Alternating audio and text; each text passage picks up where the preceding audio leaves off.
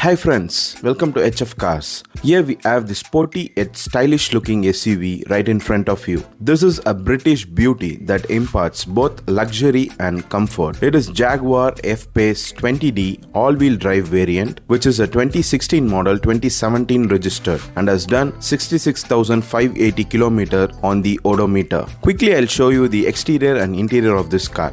This British beauty, especially in this sapphire blue color, looks classy. This Jag F Pace chassis is the third model to be built on Jaguar Land Rover's IQAL D7A modular platform, which is used for the XC, the next generation XJ and the Range Rover. This British beauty might look gigantic from the outside, but feels spacious and dynamically enthralled behind the steering wheel.